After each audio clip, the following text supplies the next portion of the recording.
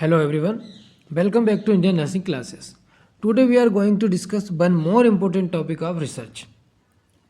Today's topic is hypothesis and its types.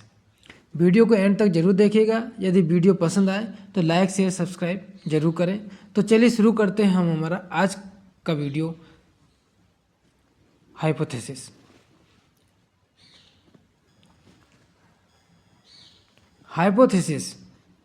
Hypothesis का मतलब होता है परिकल्पना या हम कह सकते हैं कि जो हमारा प्रॉब्लम स्टेटमेंट होता है या जो हमारी रिसर्च प्रॉब्लम होती है उस रिसर्च प्रॉब्लम का टेंटेटिव सॉल्यूशन हाइपोथेसिस कहलाता है। टेंटेटिव सॉल्यूशन को हम क्या कह सकते हैं? हाइपोथेसिस कह सकते हैं। टेंटेटिव का मतलब अस्थायी, विच कैन चेंज, जो कि हम एक प्रिडिक्ट करते हैं।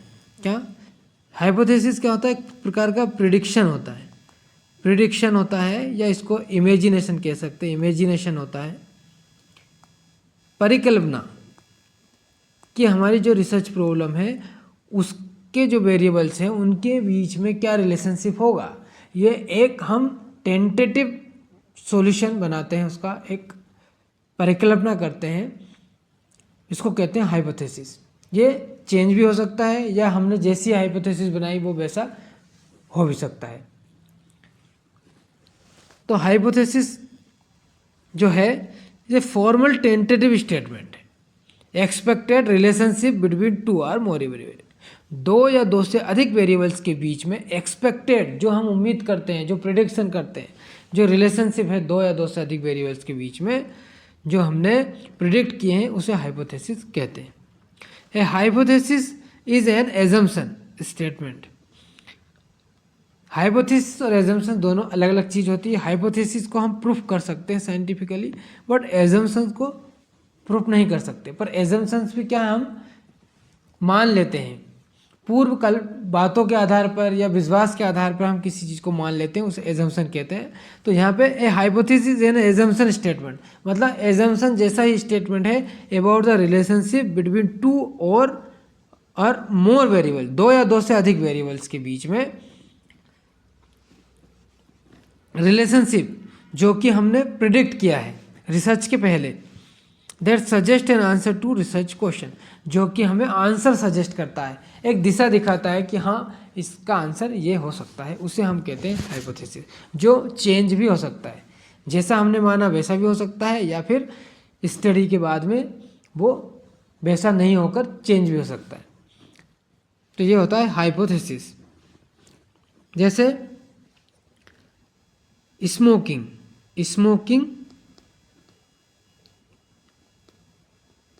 Cause the lung cancer. तो ये कहाँ, यह दो वेरिएबल है, एक स्मोकिंग है और एक लंग कैंसर है।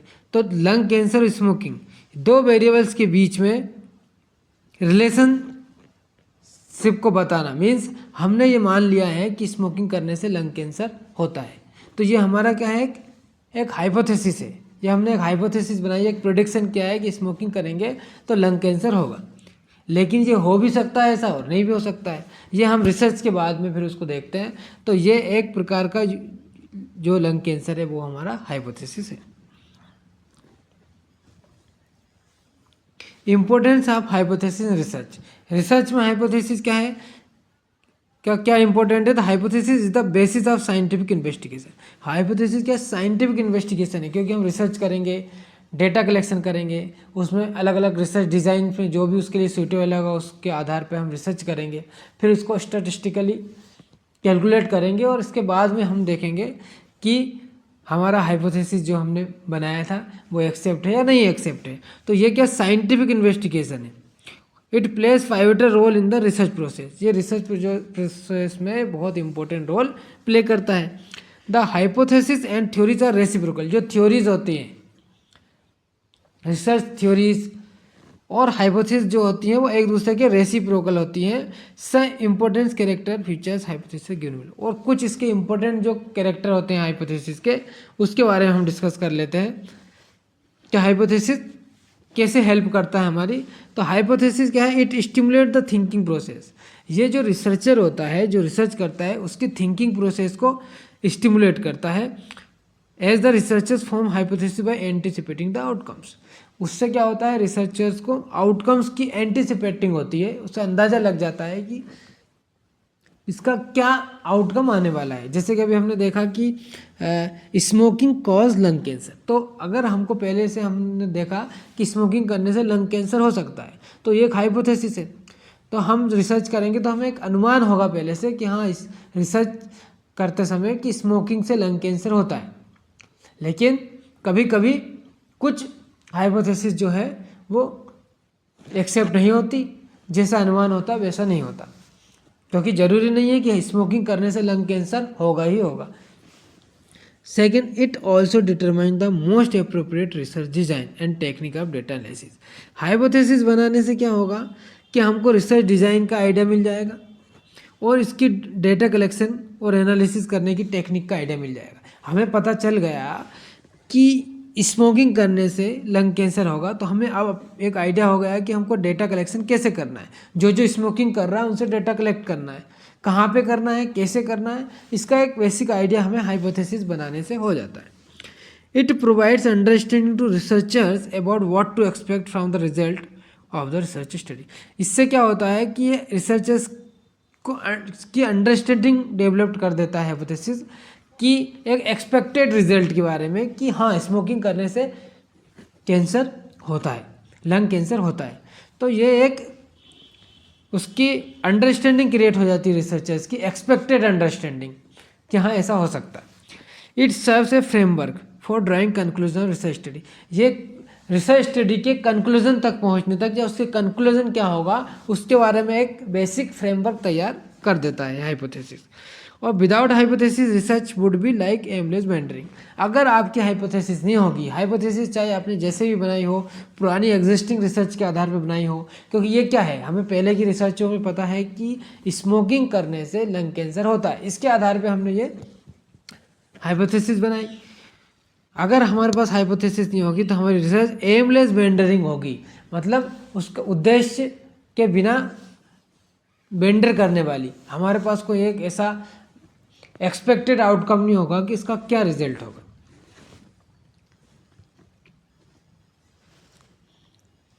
सोर्सेज ऑफ हाइपोथेसिस, हाइपोथेसिस के सोर्सेज मीन्स हाइपोथेसिस को कहाँ से हम जनरेट करें, या इसके सोर्स कौन से होते हैं जहाँ से कि हम हाइपोथेसिस बना सकते हैं।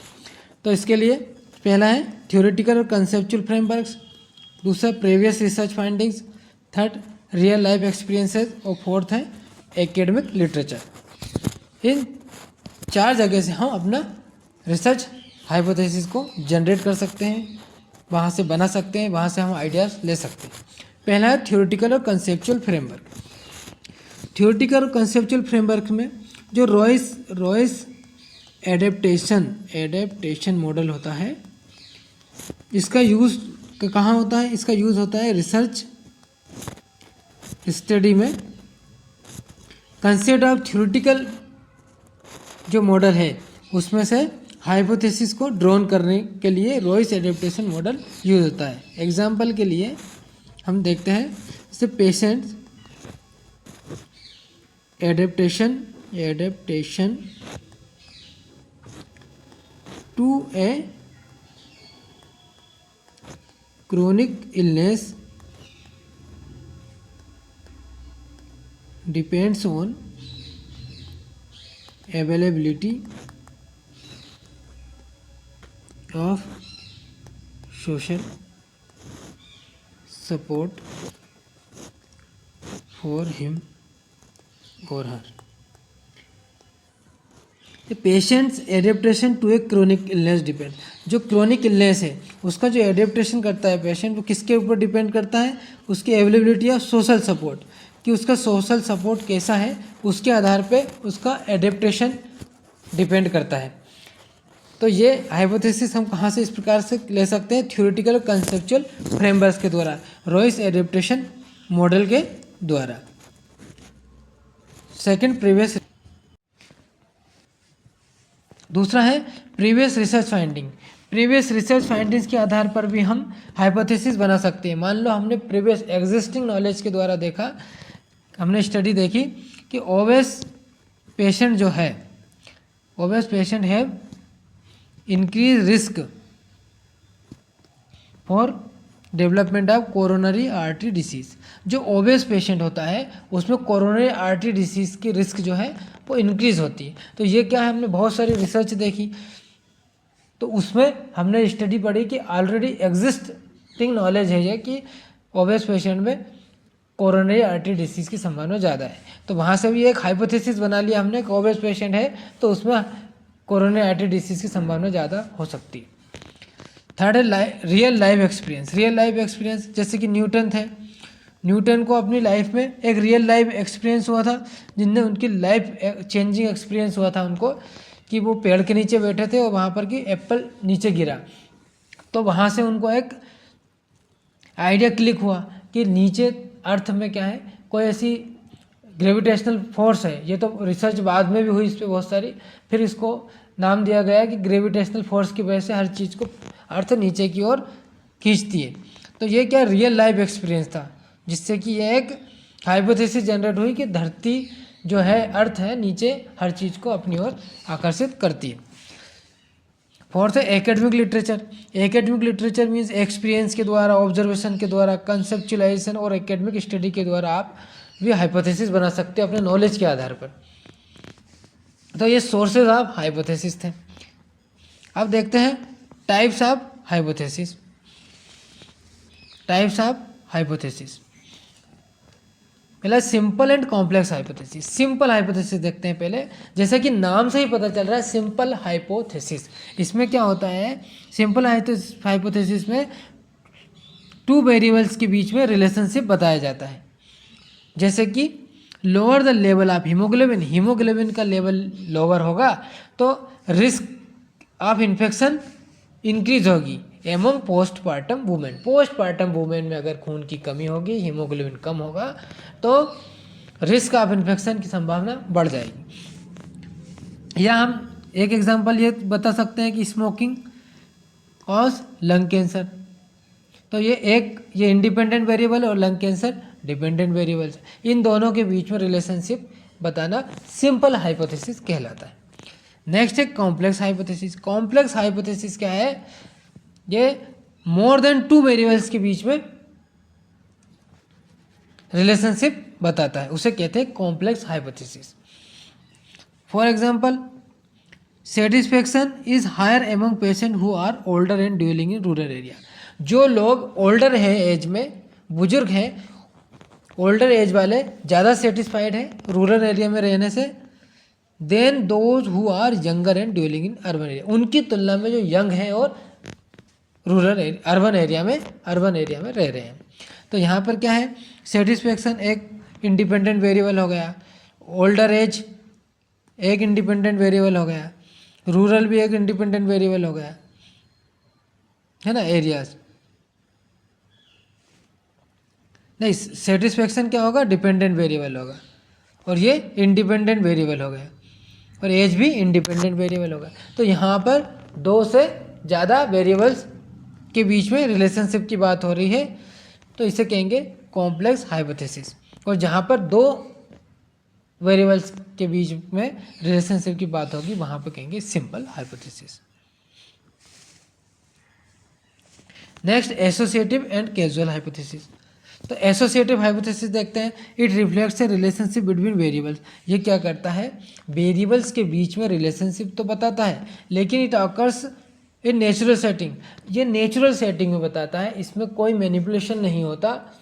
जैसे कि स्मोकिंग इंडिपेंडेंट था और लंग कैंसर डिपेंडेंट था, तो स्मोकिंग को अगर बंद करेंगे तो डिपेंडेंट वेरिएबल भी अफेक्ट होगा, लेकिन यहाँ पर ऐसा नहीं होता।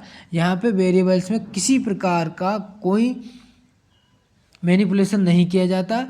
इसको नेचुरल सेटिंग में हम स्टडी करते हैं। जैसे कि किसी एरिया में हम गए और वहाँ पर देख रहे हैं कि what is the effect of the diet in the adult person on adult person health, what is the diet, what is the effect of diet in health of adult person. तो वहाँ पे हम क्या करेंगे, देखेंगे कि उस पर्टिकुलर एरिया में लोग क्या खा रहे हैं, जैसे बर्गर, पिज़्ज़ा, चाउमीन, इस टाइप के फास्ट फूड्स खा रहे हैं। तो हम सिर्फ जस्ट उसको नेचुरल सेटिंग में क्या करेंगे, ऑब्जर्व करेंगे, उसको मैनिपुलेट नहीं करेंगे, कि उनको एडवाइस नहीं देंगे कि आप ये नहीं खाएं, आप ये खाएं। सिर्फ जो खा रहे हैं उसी पर हम ऑब्जर्व करेंगे नेचुरल सेटिंग में, और वहाँ पे एक हाइपोथेसिस बनाएंगे, हाँ ये लोग यहाँ पर ये चीज़ खा रहे हैं फास्ट फूड, तो क्या हो सकता है। तो इसमें ओबेस पेशेंट को ओबेसिटी हो सकती है, कोरोनरी आर्टरी डिसीज हो सकती है। तो ऐसा जो है, ऐसे हाइपोथेसिस जो नेचुरल सेटिंग में हम ऑब्जर्व करेंगे, मैनिपुलेट नहीं करेंगे वेरिएबल्स को, उनको हम क्या बोलेंगे, एसोसिएटिव हाइपोथेसिस कहेंगे। ये जनरली कोरिलेशनल स्टडीज में यूज होते हैं।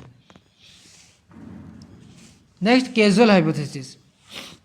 कैजुअल हाइपोथेसिस में क्या कॉज एंड इफेक्ट की बात करेंगे हम। Cause and effect means variables के बीच में रिलेशनशिप होगा, एक कॉज और एक इफेक्ट। हम कॉज को अगर मैनिपुलेट करेंगे तो इफेक्ट पे असर आएगा। और एग्जांपल के लिए जैसे prevalence of pin site care, pin site infection, prevalence of pin site infection. Pin site infection का प्रीविलेंस को देख रहे हैं हम, lower in patient who receiving pin site care with hydrogen peroxide. जो pin site care hydrogen peroxide से हो रही है उसमें क्या हो रहा है, इन्फेक्शन के चांस कम हो रहे हैं, compare to who receive pin site care with povidone iodine. Povidone iodine से जो केयर हो रही है उसमें इन्फेक्शन के चांस ज़्यादा हो रहे हैं। तो यहाँ पे क्या हो रहा है, कॉज क्या है, केयर, और इफेक्ट क्या है, इन्फेक्शन। तो यहाँ पर किसकी बात हो रही, कॉज एंड इफेक्ट रिलेशनशिप की। हम जो केयर है वो कॉज है, तो केयर से किस पे इफेक्ट पड़ रहा है, इन्फेक्शन पे इफेक्ट पड़ रहा है। तो ये क्या है, casual hypothesis. Next directional hypothesis. Directional hypothesis ऐसे हाइपोथेसिस होते हैं जो क्या करते हैं, रिलेशनशिप तो दिखाते हैं वेरिएबल्स के बीच में और एक डायरेक्शन भी बताते हैं। Direction hypothesis state the nature of the relationship. Two or more variables के बीच में पॉजिटिव, नेगेटिव या नो रिलेशनशिप के बारे में डायरेक्शन देते हैं। जैसे डायरेक्शन पॉजिटिव है या नेगेटिव है, डिक्रीज है, ग्रेटर है, हायर है, इस प्रकार के ये क्या डायरेक्शन प्रोवाइड करते हैं। एग्जाम्पल के लिए positive relationship between years of nursing experiences और जॉब सेटिस्फेक्शन। नर्सिंग एक्सपीरियंस और जॉब सेटिस्फेक्शन के बीच में पॉजिटिव रिलेशनशिप है, तो ये क्या है, डायरेक्शनल हाइपोथेसिस कहलाएंगे। और नॉन डायरेक्शनल हाइपोथेसिस ये क्या है, कोई डायरेक्शन नहीं बताती, it reflects the relationship between two or more variable. दो या दो से अधिक वेरिएबल्स के बीच में रिलेशनशिप तो बताते हैं, बट ये एंटीसिपेटेड डायरेक्शन नहीं बताते रिलेशनशिप के बीच में कि वो पॉजिटिव है कि नेगेटिव है।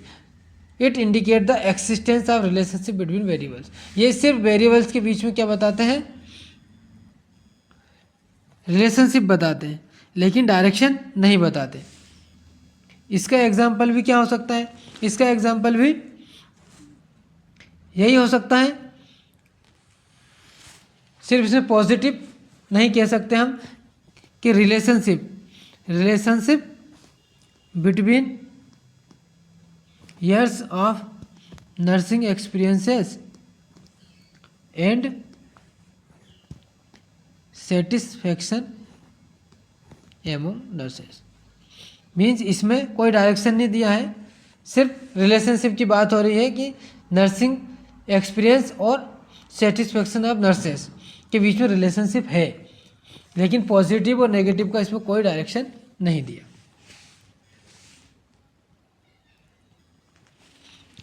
नेक्स्ट है null and research hypothesis.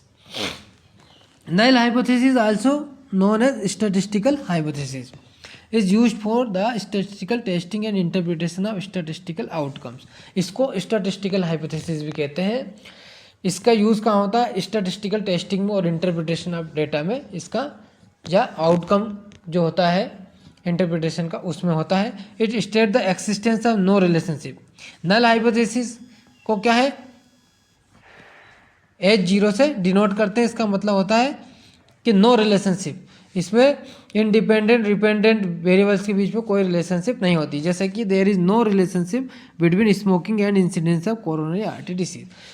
Smoking का कोरोनरी आर्टरी डिसीज के बीच में कोई रिलेशनशिप नहीं है, तो इसको क्या बोलेंगे, नल हाइपोथेसिस बोलेंगे। Next research hypothesis, it is also known as alternative hypothesis. इसको अल्टरनेटिव हाइपोथेसिस भी कहते हैं। It states the existence of relationship between two or more variable. जो एक्सिस्टेंस है नॉलेज पहले का, जो रिसर्च के द्वारा एक्सिस्टेंस नॉलेज है, एग्जिस्ट नॉलेज है, दो या दो से अधिक वेरिएबल्स के बीच में जो रिलेशनशिप है उसके बारे में ये बताता है। जैसे कि there is a relationship between smoking and incidence of lung cancer. Smoking से क्या होगा, इंसिडेंस ऑफ लंग कैंसर के बीच में, दोनों के बीच में, स्मोकिंग और लंग कैंसर के इंसिडेंस के बीच में रिलेशनशिप है।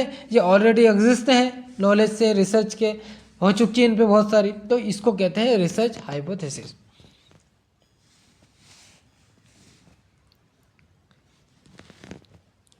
उम्मीद करता हूँ आज की क्लास आपको पसंद आई हो। अगर आज की क्लास आपको पसंद आई हो तो लाइक शेयर और सब्सक्राइब करें। Thank you.